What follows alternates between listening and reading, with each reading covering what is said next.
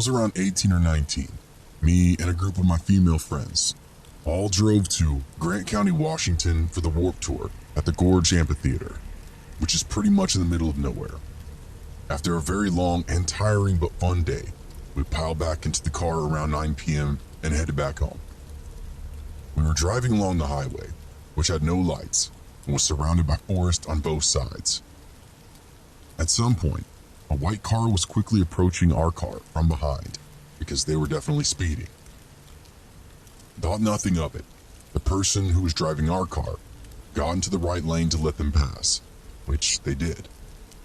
Once around us, they stopped speeding and started doing the speed limit. None of us at that point thought anything was out of the ordinary. We were all pretty oblivious because we were talking amongst each other, having a good time, until I randomly noticed that we didn't seem to be going as fast as we should be. I looked to the front to check the speedometer, noticed we were only doing 45, which was 10 under. I eyed the car in front of us and wondered out loud why they'd been speeding, only to stop speeding and then go under the speed limit once they were in front of our car. Everyone pretty much wrote it off as, I don't know, dumb, right?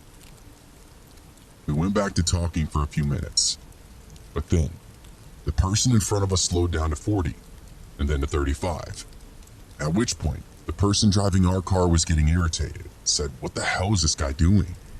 We're all completely confused and focused on the car, which then continued to slow down to 20, 15, 10. Then they just stopped, right there in the road. We were all freaking out at this point, but tried to remain calm and rational. Maybe something was wrong, but we just assumed that they most likely would have tried to pull us over to the side of the road if that was the case. From behind us, another car started approaching in the distance, and the car in front of us started to drive very quickly back up to the speed limit.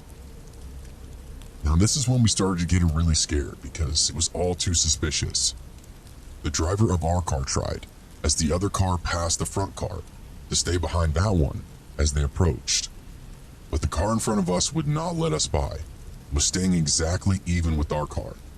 If we sped up or slowed down, so did they.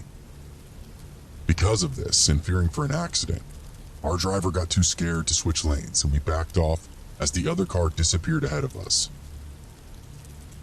When we were alone with the original car, they once again stopped in the road.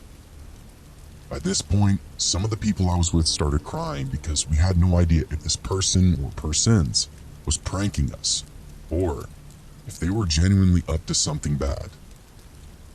One of my friends suggested that our driver speed around them, but I said not to because I was afraid they were going to try to ram us off the road if we attempted that. The way I saw it, being behind them was the only advantage we had.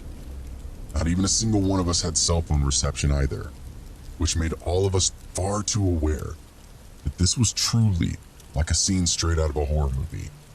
We finally made the decision to do a U-turn with the person just sitting there. We sped off in the opposite direction as fast as we could.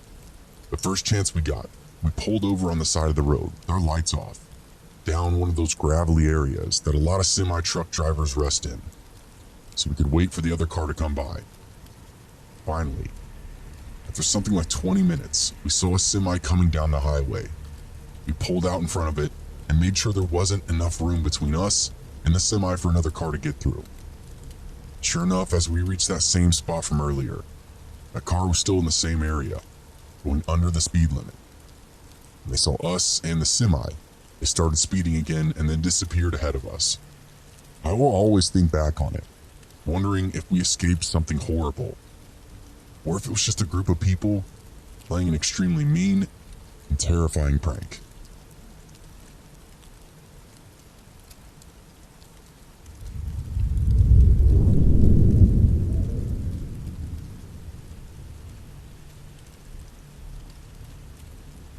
I was a live-in caretaker for a 94-year-old woman with Alzheimer's for about a year and a half.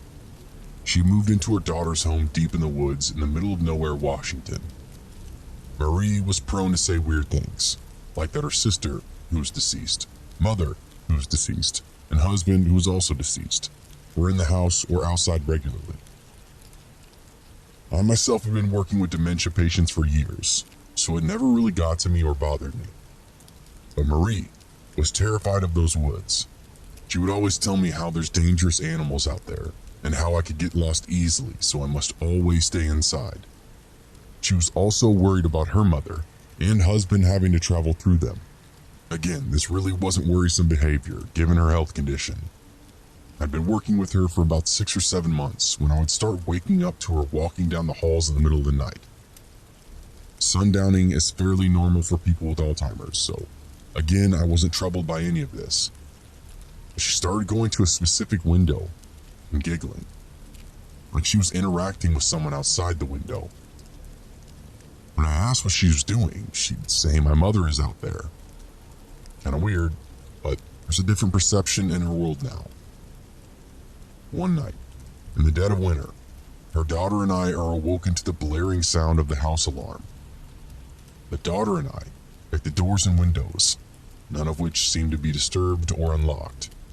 The only thing missing is Marie. She's nowhere in the house. Panicked, I rush outside to find her, while her daughter continues to search the house. No tracks anywhere, no disturbed snow, nothing. After 10 to 15 minutes of yelling and searching the woods, I start making my way back to the house where her daughter already was in the process of calling 911. As I approach the house, I see Marie, standing outside the window she normally stood at giggling. There's not a single footstep in the snow around her, nor is she cold to the touch. She's just standing there, laughing at nothing. Didn't even know she was outside. Her late-night window visits became more and more frequent after this, but less happy. She'd get combative with the window and scream at whoever she believed to be there. Then it just stopped one day. One of the last conversations I had with Marie before she passed, she told me not to let them take me into those woods. And I hope they didn't.